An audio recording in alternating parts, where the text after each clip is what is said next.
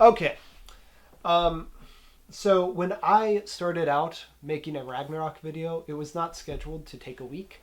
But as I was writing it up, it was just supposed to be one day, and then I kept pulling on threads that turned into videos of themselves. And I'm actually pretty happy with how it all turned out.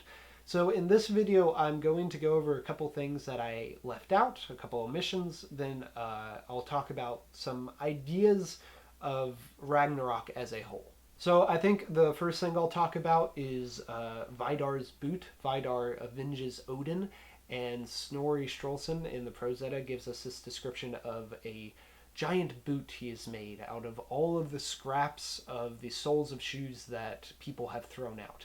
And he has collected and made this giant boot. That's when he steps down on Fenrir's jaw while he isn't injured.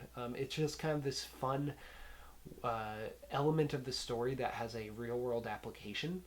It also kind of shows the scale. You know, it took every scrap of boot throughout all time to make one boot, because he only has one boot that is strong enough to hold down Fenrir's jaw. Likewise, with the ship Naglfar, the one made of dead man's nails, Snorri tells us that we need to cut the nails of the dead so that they won't be added to the ship. So the ship won't be strong enough, or it will prevent the completion of the ship when Ragnarok comes. Something else I left out of the Baldur's Death video, because I didn't find it in any of the text that I read for it, but I have heard that it is in some other texts, is that Vali, who avenges Baldur, was born on the same day that Baldur was killed. That he was born and immediately grew up and completed his life's destiny in killing Hod, which I think plays even more into this idea of the just father cannot act out in vengeance, but he can have the child too. It's an interesting idea. Okay, but Ragnarok, the world after Ragnarok, Baldur's death, what does this all tell us? Well, I think it tells us, and I talked a little bit about this, about the cycle of chaos and calm, death and rebirth, this idea that there are cycles. I think that's an important lesson for people to think about, because even,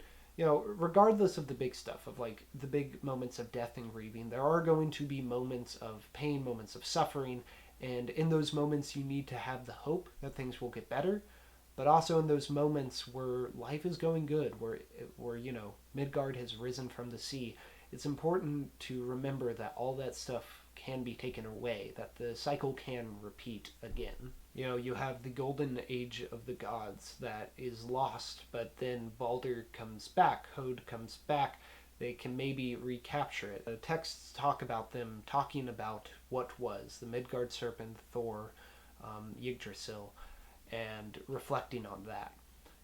But then again, you know, that can come back. Those gold pieces can be dropped again.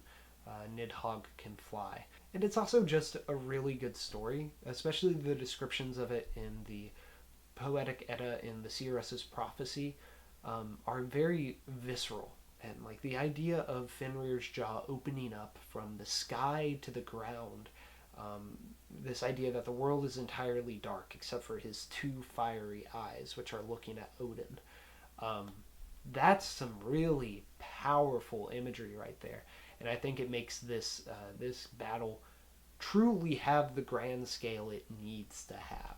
But then again, it's not just the battle; it is the fact that this is a process. I think that plays into the cycle again, right? There is a period of transition between Baldur's death and the end of Ragnarok, and there's a period of transition between when the world is reborn and when Nidhogg takes flight. So it's really interesting. If you guys have any thoughts on Ragnarok, I would love to hear them and read about them in the comments below. Thank y'all for watching this week. I'll be back with some non-Norse mythology. I could keep making videos about Ragnarok. I actually have a couple on the cutting room floor that I would like to make eventually. But I think this is where we'll leave it for now. And since I haven't had time to say the catchphrase that I used in last year's Mythology Month, I'll say it here. May our stories outlive us all.